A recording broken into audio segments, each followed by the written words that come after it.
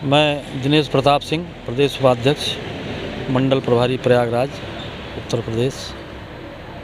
आज जो है ये प्रधानमंत्री नरेंद्र मोदी जी ने कृषि कानून वापस लेने की बात कही है, किस तरह से देखते हैं आप? सर्वप्रथम मैं आप सभी मीडिया के साथियों को शुभकामना, हार्दिक अभिनंदन।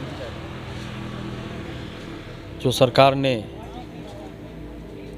तीनों कृषि किसान विरोधी जो बिल है इसको वापस लेने का ऐलान मात्र किया है और इससे केवल सुल्तानपुर ही नहीं, पूरे प्रदेश, पूरे देश के किसानों में हर्ष की लहर है। चाहे वो संगठन से जुड़े हों चाहे न जुड़े हों, सभी किसानों में प्रसन्नता है और हम इस निर्णय को महत्वपूर्ण मानते हुए लेकिन अभी इसे अधूरा मानते हैं, क्योंकि संसद सत्र चलने वाला है 29 तारीख से, उसमें ये कानून वापसी हो जाएगी और आंदोलन के विषय में उसके बाद विचार किया जाएगा। राकेश टिकैत जी ने कहा है कि अभी ये आधा अधूरा मामला है और इसका जो है हम अभी आंदोलन खत्म नहीं करेंगे। आंदोलन खत्म नहीं होगा। 22 तारीख को लखनऊ में इसी संबंध में बड़ी पंचायत बुलाई गई है, जिसमें कई लाख किसानों के आने की संभावना है। पूरे देश के किसान शामिल होंगे और उसमें भी इस पे जो है बृहद विचार विमर्श होगा। आगे अभी आंदोलन चलेगा जब तक एमएसपी पे सरकार बात नहीं करती। हमारे और भी तमाम मसले हैं, गन्ना भुगतान का मसला है, मूल्य भुगतान का मसला है, तमाम और मसले हैं।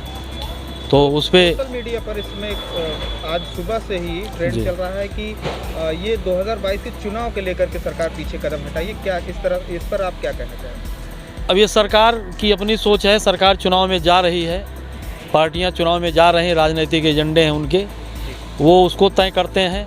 उनकी मंशा क्या है वो जाने। बाकी किसान को राजनीति में कोई मतलब नहीं है, लेकिन फिर भी मतलब है, चूँकि हम वोट देते हैं तो वोट देने वाला हर व्यक्ति हमारी समझ से राजनीतिज्ञ होता है। कहीं न कहीं वोट देता है वो अच्छा बुरा समझकर। और बाकी सरकार और पार्टियों का मसला है, वो क्या समझ के इस कानून को वापस लिए हैं। क्योंकि हम जी पद्मश्री से सम्मानित अभिनेत्री कंगना रनावत ने अभी हाल बयान दिया है सुबह ही कि एक जिहादी फैसला है। क्या इस पर आप क्या कहेंगे?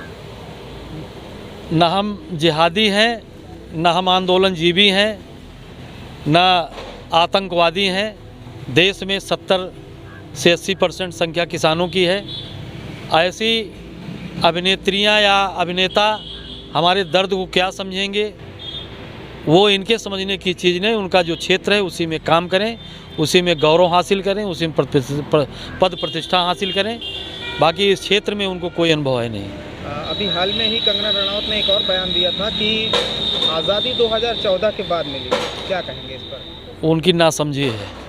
आज़ादी की लड़ाई में महात्मा गांधी, सुभाष चंद्र बोस, अब्दुल कलाम आज़ाद, तमाम ऐसे, चंद्रशेखर आज़ाद, भगत सिंह जैसे तमाम, चाहे वो जिस धर्म के रहे हों, चाहे जिस समाज के रहे हों, चाहे जिस जात के रहे हों, सबका योगदान है देश के प्रति।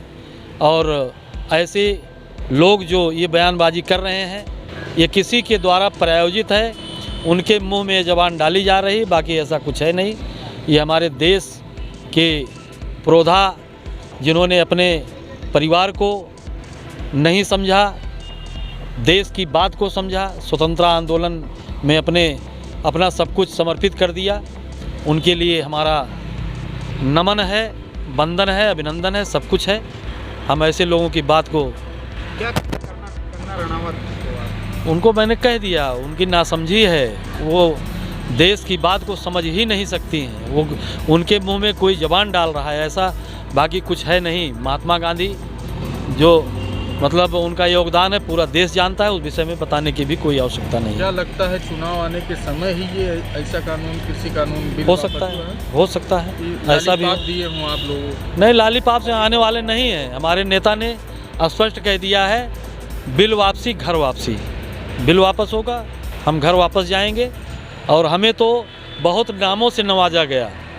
किसान को बर्गर खाने का ताना दिया गया और क्या क्या चीज़ें जो किसान स्वयं खालिस्तानी कहा गया, किसान जो स्वयं उत्पाद करता है, जिस चीज़ से खाने पीने वाली वस्तुएं बनती हैं, चाहे वो किसान के घर में बनती हों, चाहे फैक्ट्रियों में बनती हों, चाहे कहीं बनती हों, उसके संबंध में हम जब स्वयं पैदा करते हैं उसको खाने का हक भी तो हमें को है।